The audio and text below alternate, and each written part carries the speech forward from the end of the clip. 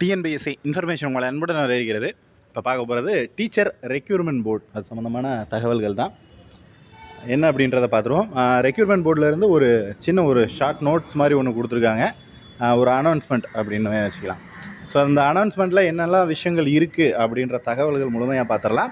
இந்த notification date, அதாவது second grade நோட்டிஃபிகேஷனுக்கான வந்த டேட்டை சொல்லியிருக்காங்க. Date issued 1768 vacancy for the selection of candidates appointment to the post of secondary grade teacher under the Directorate of Elementary Education to fill up the direct recruitment அப்படின்னு சொல்லியிருக்காங்க. அடுத்து என்ன, இன் additional vacancy, அதாவது நமக்கு இதுதான் ரொம்ப முக்கியமான ஒரு தகவல் அப்படின்றது.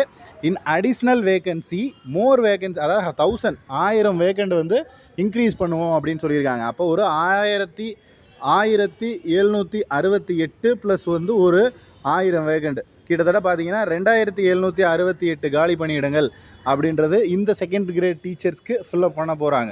ஸோ இது வந்து மிகப்பெரிய ஒரு சான்சஸ் அப்படின்னு தான் எல்லாருக்குமே சொல்லுவேன். ஏன்னா இப்போ நோட்டிஃபிகேஷன் அவங்க கொடுக்கறதுக்கு, அதாவது எக்ஸாமே வந்து உங்களுக்கு நாளைக்கு தான் தேர்வே நடைபெற போகுது. ஸோ தேர்வு நடைபெறதுக்கு முன்னாடியே ஒரு 1000 வேகண்ட் அப்படின்றது செகண்ட் கிரேட் டீச்சர்ஸ்லேருந்து இன்க்ரீஸ் ஆகுது.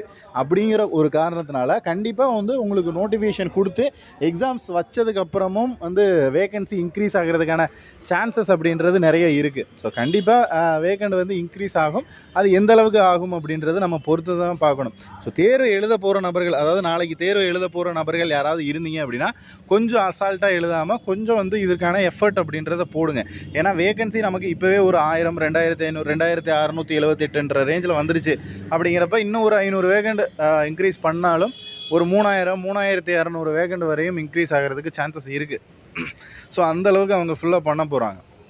ஸோ அதனால் இப்போவே முடிஞ்ச வரைக்கும் தேர்வில் ஒரு நல்ல மதிப்பெண்கள், அதாவது சும்மா பார்டரில் பாஸ் பண்ணாமல் கொஞ்சம் ஒரு நல்ல மார்க் வாங்கிட்டீங்க அப்படின்னா கண்டிப்பாக வந்து உங்களுக்கு அந்த எலிஜிபிள் அப்படின்றது வேகன்சி இன்க்ரீஸ் பண்ணும்போது உங்களுக்கும் வேலை கிடைக்கிறதுக்கான வாய்ப்பு அப்படின்றது இருக்குது. கட் ஆஃப் மார்க், இப்போ அவங்க கொடுக்குற கட் ஆஃப் மார்க்கை விட 1-2 மதிப்பெண்கள் குறைவாக இருக்கிறதுனால ஒன்றும் பிரச்சனை இல்லை. ஸோ ஏன்னா வேகன்சி இன்க்ரீஸ் ஆச்சு அப்படின்ற பட்சத்தில் உங்களுக்கு வந்துட்டு ஆல்மோஸ்ட் அந்த வேலை கிடைக்கிறதுக்கான வாய்ப்புகள் இருக்குது. ஸோ அதனால தான் சொல்கிறோம். ஏன்னா நீங்கள் வந்துட்டு ரொம்ப கம்மியாக பிலோ மார்க் வாங்கிட்டு இருந்தீங்க அப்படின்னா வேகன்சி எத்தனை முறை இன்க்ரீஸ் பண்ணாலும் உங்களுக்கு வேலை கிடைக்காம போயிடும். அதனால தான் சொல்கிறோம், மினிமம் அந்த பார்டர் ரேஞ்சை தாண்டி ஒரு கட் ஆஃப் நெருங்கி மார்க் வாங்கிட்டீங்கனாலே போதும். வேகன்சி இன்க்ரீஸ் ஆகிற பட்சத்தில் உங்களுக்கு வேலை கிடைக்கிறதுக்கான சான்சஸ் அப்படின்றது நிறைய இருக்குது. இது சம்மந்தமாக வேறு ஏதேனும் சந்தேகங்கள் இருந்துச்சு அப்படின்னா கீழே கமெண்ட் செக்ஷனில் கமெண்ட் பண்ணுங்கள். நெக்ஸ்ட்டு அடுத்த வீடியோவில் பார்க்கலாம். தேங்க்யூ.